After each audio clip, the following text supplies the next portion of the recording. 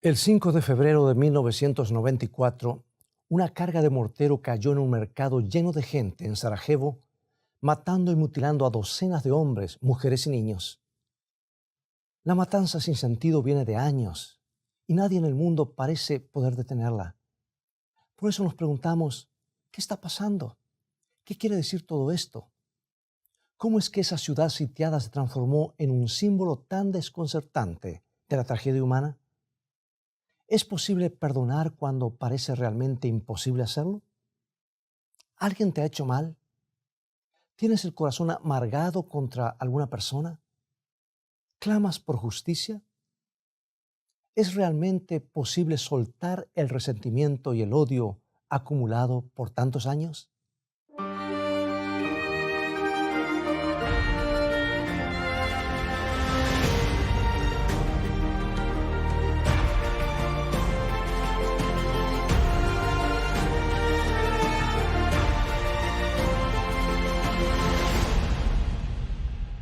En el invierno de 1994, Sarajevo se había convertido en un lugar extraordinario, un lugar donde un violonchelista de calibre mundial tocó entre las ruinas de la Biblioteca Nacional, donde un atleta que ambicionaba ir a las Olimpiadas practicó sus carreras en lo que quedaba del pasillo de un edificio que había sido bombardeado.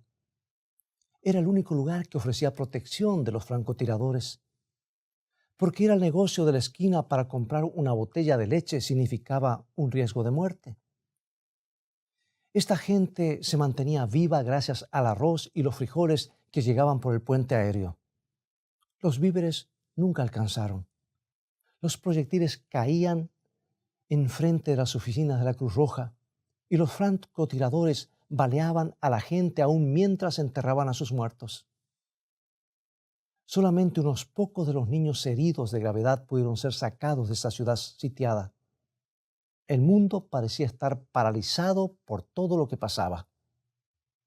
Es que algunos años antes, Sarajevo había sido el sitio anfitrión de las Olimpiadas de invierno. Había sido una hermosa y culta ciudad donde las artes florecían. Pero ¿cuál es la historia? ¿Cuáles son los antecedentes? ¿Por qué tal derramamiento de sangre? Las fuerzas de Serbia que rodeaban a Sarajevo, disparando descargas explosivas en sus calles, estaban por supuesto considerados como unos malvados por sus atrocidades. Pero ¿sabes tú que esa gente, los serbios, simplemente estaban siguiendo la lógica terrible de no perdonar? En un artículo de la revista Christianity Today, un autor resaltó que los serbios a su vez habían sido víctimas de la discriminación racial y que en la década de los 40 los croatas mataron despiadadamente a cientos de miles de serbios. Así que en los 90 los serbios simplemente estaban vengándose de sus enemigos. Y ese odio contra los croatas se derramó sobre las calles ensangrentadas de Sarajevo. Cuando escuchamos de una atrocidad de los serbios contra los musulmanes, nos olvidamos de la lógica terrible de no perdonar. La última guerra que pelearon los serbios contra los musulmanes terminó con 500 años de dominio por los turcos. Por eso los serbios sentían que tenían mucho de qué vengarse por los siglos de opresión musulmana. Las calles de Sarajevo resonaron con los gritos de mujeres y de niños que se estaban muriendo por seguir la lógica de no perdonar. O sea que por cada atrocidad debe haber otra atrocidad semejante o peor.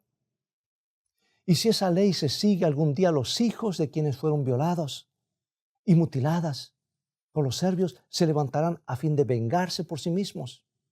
Y el ciclo nunca se detendrá a menos que se introduzca un nuevo elemento. ¿Por qué piensa que protestantes y católicos en Irlanda del Norte se han estado matando entre sí por décadas? Gracias a Dios eso se ha detenido. Bueno, eso ocurrió simplemente porque han seguido la lógica de no perdonar. ¿Por qué se han estado matando judíos y árabes del Medio Oriente por tanto tiempo?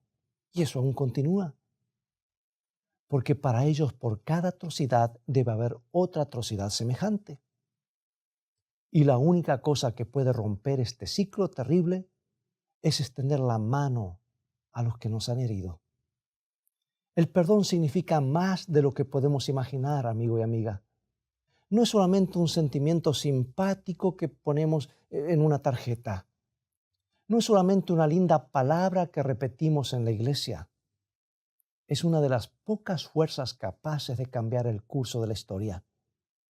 Y es lo único que puede romper el largo asedio del odio y de la venganza. Y es la única cosa que puede romper el asedio en nuestros corazones. Cuando tú tienes que ir al negocio de la esquina para comprar leche, probablemente no tienes que esquivar los balazos de un francotirador. Y cuando manejas al trabajo, probablemente no tienes que preocuparte por explosivos de morteros que caigan en la calle. Pero me imagino que a veces te sientes oprimido o atrapado por las cosas malas que otras personas te han hecho a ti. Has sido herido, herida. Sí, la vida no es justa. Y si las heridas son profundas, pueden ser tan opresivas como un círculo de artilleros serbios alrededor de una ciudad. En algunos casos, esas heridas y esas cicatrices pueden sofocar nuestra vida. Ahora tratemos de aclarar el tipo de cosas que nos pueden asediar emocionalmente. No estoy hablando acerca de algún insulto, alguna ofensa insignificante que a veces puedes desechar diciéndole, bueno, no importa, me lo voy a olvidar. Estoy hablando de alguien que te ha herido en serio. ¿Cómo puede un hombre perdonar a un socio que inescrupulosamente le quitó los ahorros de toda la vida? ¿Cómo puede alguien perdonar al violador que abusó de él en su niñez? ¿Cómo puede esa esposa que le ha dado a su esposo los años mejores de su vida llegar a perdonarlo al haber sido abandonada? ¿Entiende la situación? No es fácil perdonar genuinamente a alguien que nos ha herido. En realidad, casi siempre parece ser terriblemente injusto. Es la última cosa que queremos hacer. Va en contra de todo instinto. Pero la alternativa es aún más horrible. La alternativa es un corazón constantemente en acecho. Y cuando hemos sido heridos, primero tenemos que absorber ese dolor. Pero si no encontramos la forma de perdonar, entonces esa herida siempre seguirá molestando, siempre nos seguirá oprimiendo, siempre estaremos aprisionados por el mal que se nos hizo, así como la gente en Sarajevo fue atrapada por el odio de los serbios. Entonces, este es nuestro dilema. Perdonar de verdad es prácticamente imposible para el ser humano. Sin embargo, si no perdonamos, la vida será más y más difícil. ¿Hay forma de liberarnos del asedio de nuestros corazones? Después que Ted, el hijo de Elizabeth y Frank Morris, fue muerto por el conductor ebrio de un automóvil, ambos estaban consumidos por la tristeza y la ira. Su enojo creció mientras seguían el juicio de Tommy, el joven acusado de haber causado la muerte de su hijo. Supieron que él había bebido hasta aturdirse. Luego se había metido en un auto y después de andar en forma zigzagueante, había chocado de frente con el vehículo de Ted. ¿Cómo podría haber hecho eso? Era algo terriblemente injusto, horriblemente injusto. Frank Morris se obsesionó con los detalles del planteo legal a la espera del día cuando Tommy fuera declarado culpable. Y cuando Elizabeth dejaba de pensar en suicidarse, se imaginaba tirando la palanca de la silla eléctrica en la ejecución del condenado. Ella quería ver muerto a ese muchacho. El tormento de la pareja no terminó cuando Tommy fue condenado a la cárcel.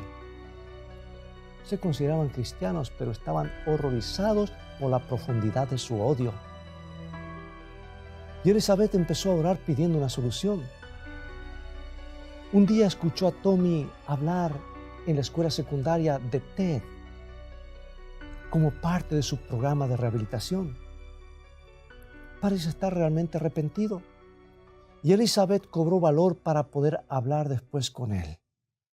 Fue muy emocionante y muy difícil. Y cuando supo que nadie lo visitaba en la cárcel, decidió ir ella misma a verlo. La visita comenzó con una conversación muy tensa. De repente, Tommy exclamó: Señora Morris, lamento mucho que maté a su hijo. Por favor, perdóneme. Para Elizabeth era como si el mundo hubiera dejado de dar vueltas mientras miraba al que había matado a su hijo. Ella quería soltar todo su enojo y el dolor que tenía dentro, pero todos sus instintos humanos clamaban: venganza, venganza, venganza. En ese momento, sin embargo, algo pasó que la conmovió más allá de la lógica de no perdonar. Ella escuchó las palabras de un hombre que había pronunciado en la cruz. Esas palabras que ese hombre había dicho. Y esas palabras parecían rodearla por completo. Padre, Padre, perdónalos. Padre, perdónalos. Entonces de repente ella pudo perdonar porque ella estaba perdonada. Elizabeth comenzó a orar silenciosamente. Querido Dios, tú perdiste un hijo único también, pero a pesar de eso tú perdonaste a los que lo mataron. Y Elizabeth Morris perdonó a Tommy sinceramente y le pidió el perdón a Tommy por el odio que ella había mantenido y alimentado por meses. Escucha cómo Elizabeth describe su experiencia. Ahí estábamos, el conductor ebrio y la madre del que había sido muerto por él, sintiendo ambos que el tormento desaparecía. Estábamos libres los dos. Para Elizabeth Morris el acecho se había acabado. Estaba libre, libre para vivir de nuevo. Amigo y amiga, la única razón por la que podemos hacer lo que humanamente imposible es imposible, y la única razón por la que podemos perdonar a los que nos han herido es porque nosotros mismos hemos recibido el perdón. Solo al entender cuánto Dios nos ha perdonado, tendremos las fuerzas para perdonar a los que antes nos era imposible perdonar. Bueno, quizás estás pensando que el perdón de Dios es algo remoto, algo abstracto, es algo intangible que anda dando vueltas por arriba nuestro, en contraste con nuestra herida que siempre está presente. Cuando alguien nos hace un mal, es muy doloroso, es muy personal. El perdón de Dios, en cambio, puede parecer como una mano que ofrece el perdón para todo el mundo. Quisiera compartir contigo un principio muy importante en cuanto al perdón divino. Es algo que lo ha hecho mucho más real para mí. En 1985, el presidente Ronald Reagan de los Estados Unidos visitó el cementerio militar en Pittsburgh, Alemania, y colocó una corona de flores en el monumento del cementerio. Su intención era hacer un gesto de reconciliación, dar un adiós final a las memorias dolorosas de la Segunda Guerra Mundial. Pero esa corona floral causó un clamor internacional. ¿Por qué? Porque 49 soldados de la policía secreta de Hitler estaban enterrados en Pittsburgh. Y esos soldados fueron responsables por muchas de las atrocidades contra los judíos.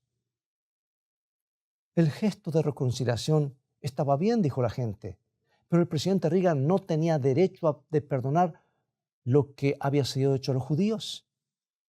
Eso no lo podían hacer solamente los judíos, no el presidente Reagan. Y como el poeta John Dryden escribió una vez, el perdón le pertenece a los heridos. ¿Sabes, amigo y amiga, por qué Dios tiene el derecho de perdonar en la forma personal como lo hace? Porque Él ha sido herido, ha sido terriblemente herido. Él no perdona desde un plano remoto. Él perdonó al ser atado a la cruz. Él perdonó mientras un soldado romano le clavaba los dolorosos clavos. Él perdonó mientras una corona de espinas fue incrustada en su cabeza y la sangre corría por su rostro. Él perdonó cuando una lanza abrió una herida en su costado. Él perdonó cuando la gente le dio la espalda, cuando Pedro lo negó, cuando Judas lo traicionó, cuando los judíos lo rechazaron, cuando los soldados jugaron a los dados al pie de la cruz. Él los perdonó, porque el perdón pertenece a los heridos. ¿Te acuerdas de estas palabras del libro de Isaías? Son palabras que destilan amor, palabras que proclaman que Dios perdona a los que le han herido. Isaías 53, 5. Mas Él herido fue por nuestras rebeliones, molido por nuestros pecados. El castigo de nuestra paz fue sobre Él, y por su llaga fuimos nosotros curados. Por su llaga fuimos sanados. ¿Qué quiere decir el hecho de que Jesús tomó nuestros pecados en la cruz? ¿Fue simplemente un gesto cortés? ¿Fue como colocar una corona de flor diciendo, voy a pretender que nunca pasó? No, por supuesto que no, mi amigo y amiga. Jesús fue destrozado por el pecado. Él fue colgado en agonía entre el cielo y la tierra. Su corazón literalmente explotó. Fue quebrantado por tus rebeliones y las mías. Porque el perdón le pertenece a los heridos. Lo que la cruz significa es que Cristo fue herido muy profundamente por nuestros pecados individuales. Es algo personal entre mí y Cristo, entre tú y Cristo. Nuestra indiferencia, nuestra insensibilidad, nuestra deshonestidad, nuestra lujuria, nuestras mentiras, nuestra crueldad, Él lo tomó todo. Él tomó todo el dolor, toda la desesperación, todo lo malo, toda la agonía, toda la pena. Él tomó lo que el pecado produce. Por eso es que Jesús, y solamente Jesús, tiene el derecho de perdonarnos. Porque Él ha sentido el dolor y el sufrimiento de nuestros pecados. Él ha sentido toda la crueldad y Él nos perdona completamente. Aquel que fue herido más profundamente nos perdona más completamente. Esto es lo que tiene que penetrar, amigo y amiga, en nuestros corazones. ¿Entiendes cuánto necesitas ser perdonado? ¿Entiendes cuánto cuesta ese perdón? Jesús lo explicó una vez en una parábola. Un rey había decidido liquidar sus cuentas y citó a uno de sus siervos de la corte. Puede ser que te acuerdes de esta parábola. El siervo de la corte le debía 10,000 talentos, una suma inmensamente grande.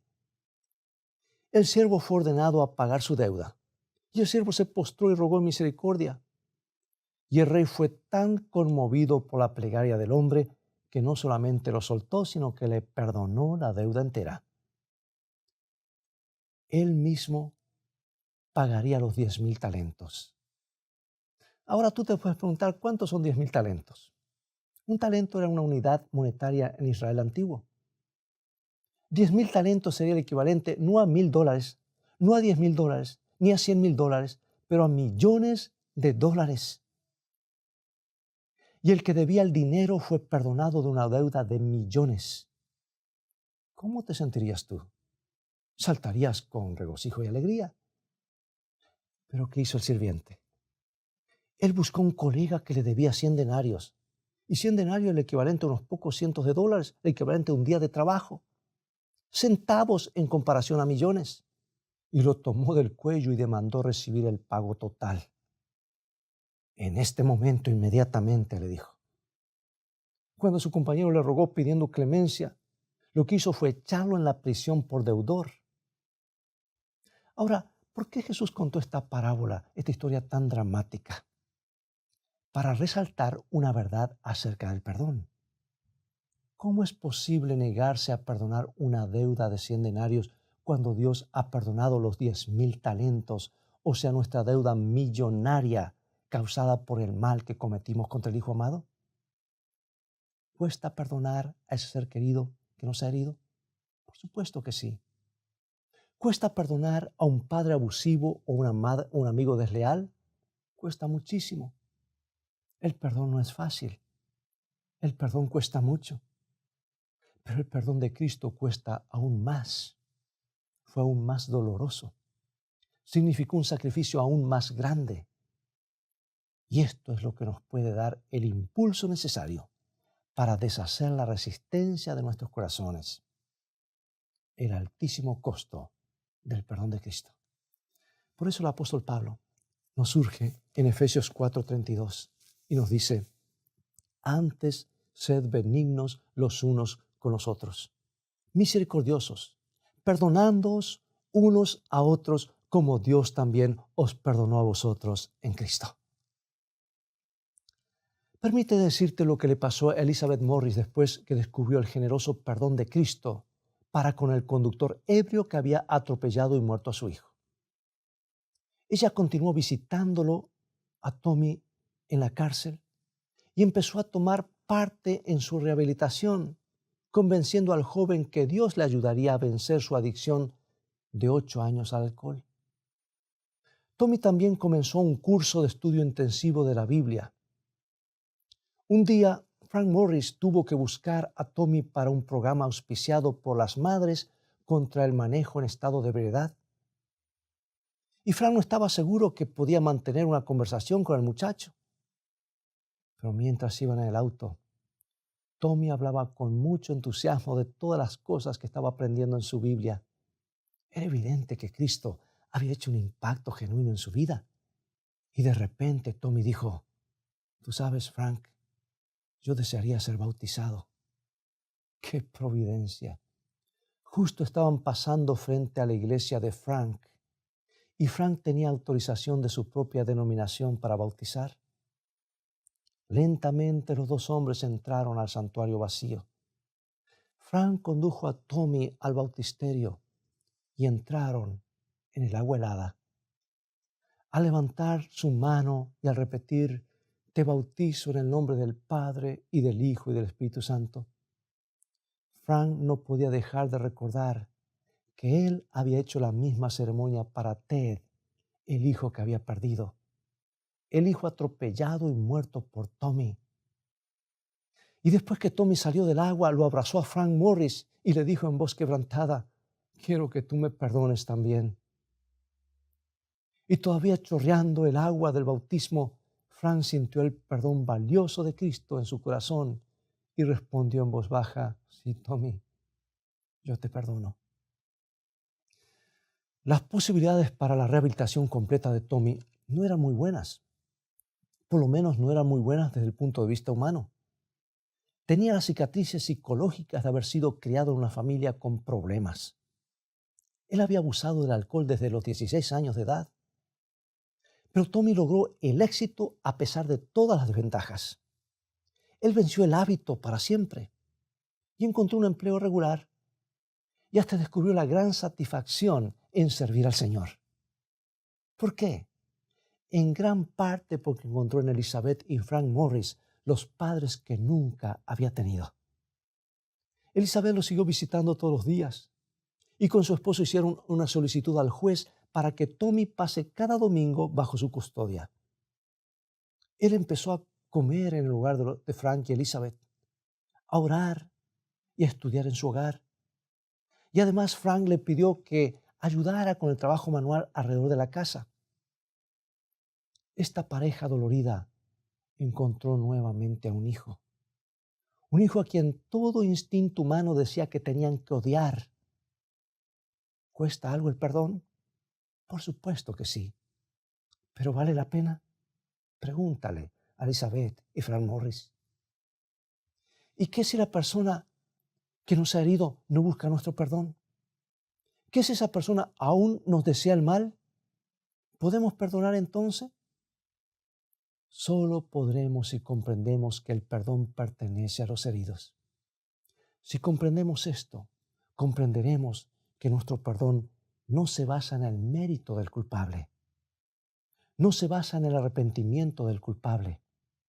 Perdonaremos porque comprenderemos que merecemos estar libres del peso del odio. El resentimiento y el odio no afectan al culpable, afectan al que los carga en su corazón, amigo y amiga. ¿Alguien te ha hecho mal? ¿Tienes el corazón amargado contra alguna persona? ¿Estás diciendo algo como, no es justo que mi padre fue un alcohólico? No es justo que mi madre me abandonó. Amigo y amiga, tú puedes vivir aferrado de las heridas o las puedes soltar. Las puedes poner a los pies de la cruz. De ese modo tú puedes escapar de la lógica de no perdonar. En la cruz puedes encontrar el perdón para que a su vez tú puedas perdonar.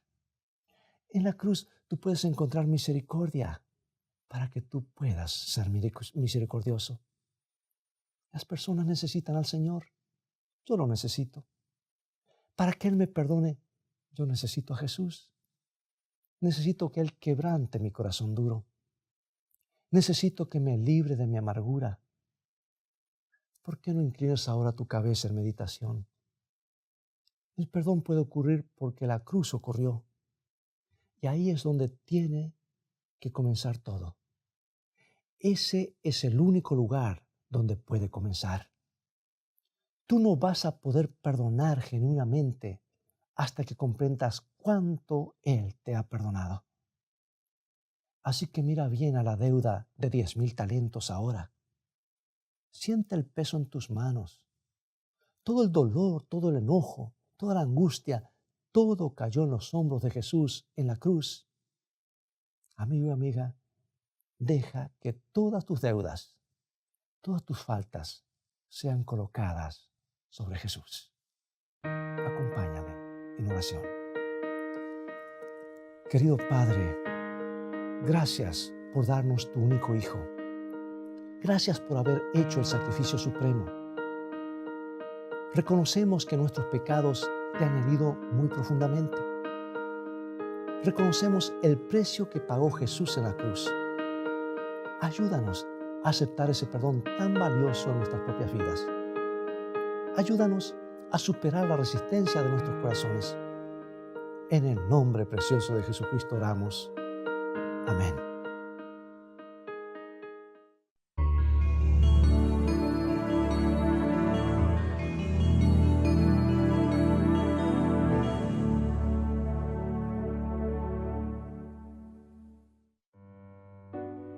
Tu hermano, enfermo de espíritu, te necesita, como tú mismo necesitas el amor de un hermano. Necesita la experiencia de uno que ha sido tan débil como él, de uno que pueda simpatizar con él y ayudarle. El conocimiento de nuestra propia debilidad debe ayudarnos a auxiliar a otros en su amarga necesidad. Nunca debemos pasar por alto un alma que sufre sin tratar de impartirle el consuelo con que somos nosotros consolados de Dios.